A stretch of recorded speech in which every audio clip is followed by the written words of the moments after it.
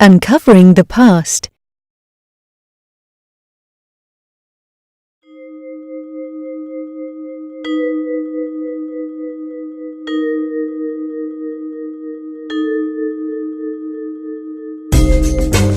Silla is a village of the Horta Sud, located 11 kilometers south of Valencia. Most of its municipal district is protected within the boundaries of the Albufera National Park. The Roman historian Plinius the Elder described the current Lake Albufera as Nacararum Stagnum, or Lake of the Shells. With water, fertile land, natural resources, forests, plenty of wildlife, and excellent communications by land and sea, the territory represented a privileged place to set down roots that lasted for centuries. The earliest known settlements in Silla date back to the 2nd century BC.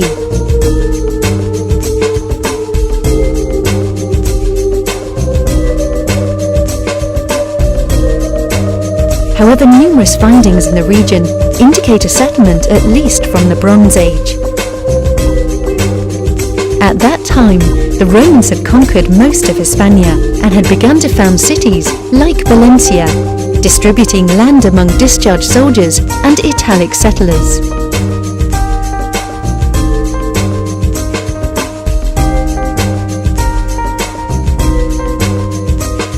Every settler received the same amount of land, approximately 50 hectares. The surveyors divided the territory into squares of 20 actus, or 2,400 square feet.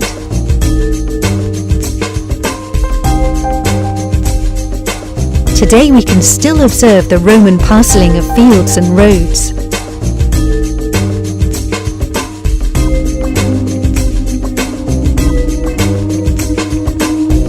The Via Augusta crossed the Roman Empire over a long route from Rome to Cadiz, and the road soon became the main means of communication and a territorial cornerstone.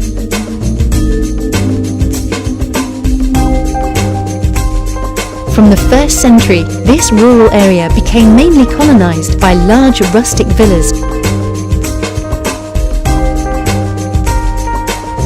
such as the Mas de Baix, the Font del Gat, and the surroundings of the tower. These extended farms were designed to produce large quantities of wheat, wine, oil, and salted products. These villas kept growing and earning significant profits. This can be clearly seen by their investment in luxury and comfort, such as having a thermal area, wall paintings, and mosaic pavements inside them. The wall painting of the Roman villa at Mas de Baix was an example of this wealth. The owner of the villa was probably aware of the significance of Bacchus, as represented by the benefits retrieved from the exploitation of the vineyard and wine production.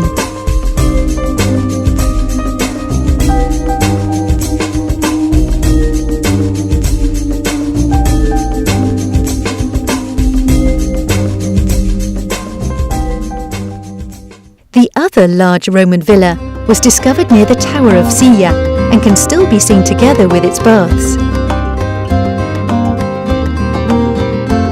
The baths were constructed on an open space called a palestra, where games, sports and gymnastics were played.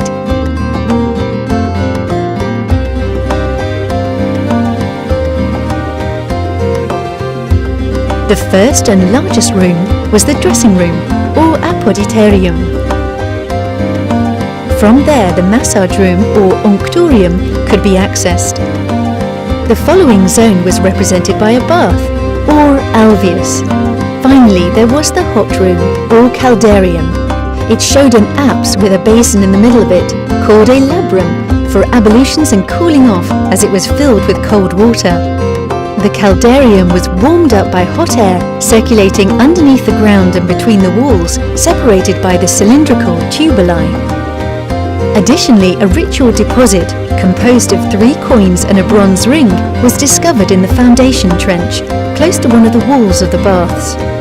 Archaeologists explain this finding as an offering to the gods in order to accomplish the salutary and purifying functions of the baths. The villae located in the field had their own cemeteries.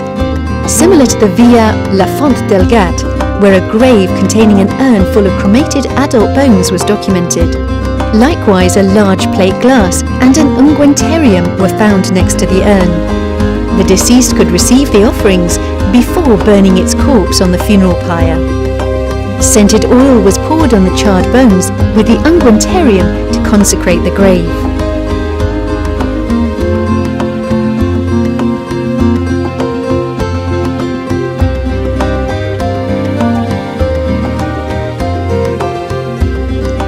This classical world disappeared towards 711 AD with the arrival of the Muslims, although we note a continuity among the settlements.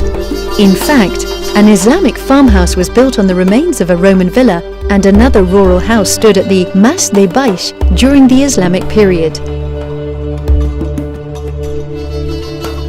In the 9th century, a policy involving the establishment of irrigation techniques was imposed. They were mainly imported from the East and resulted in the development of an agricultural economy that has lasted until today. In the 11th century, there was an improvement of the rural economy with the generation of the Taifa of Valencia. Many of the farmhouses endowed with defensive and prestigious buildings date to this age, similar to the Tower of Silla.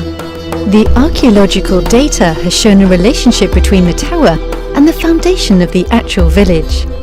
Next to the tower, a set of containers for grain and liquids has been discovered. These vessels were located in the Al-Bakar, the place where people used to store food and everything necessary to withstand a siege.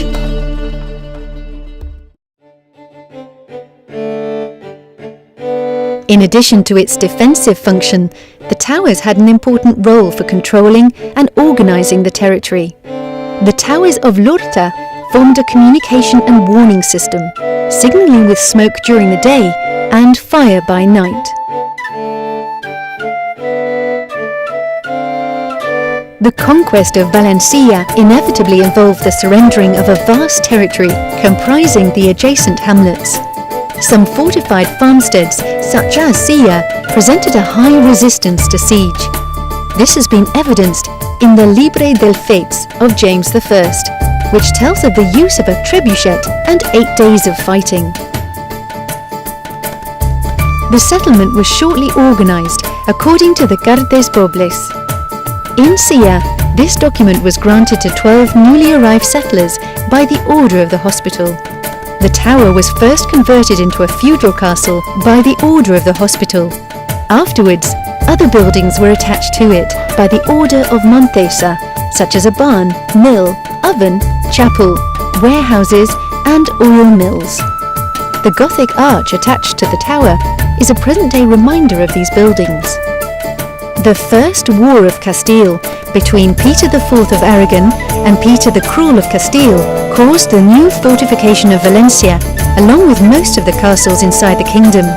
The barbican and the moats surrounding the castle were built in Silla, and their remains can still be appreciated at Casa de la Palma. In the 14th century, Silla experienced a great economic growth as a result of the Order of Montesa's encomienda becoming one of the most prestigious royalties. Subsequently, the tower achieved fame during the Revolt of the Brotherhoods due to the presence of the Ayermanat, Vicent Pérez, who fought against the governor's troops.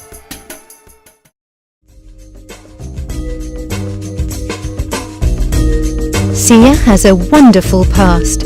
Our territory and our ancestors were protagonists of important moments of it. Knowing our history allows us to look at the present and the future with new eyes, being proud about what we are and what we were.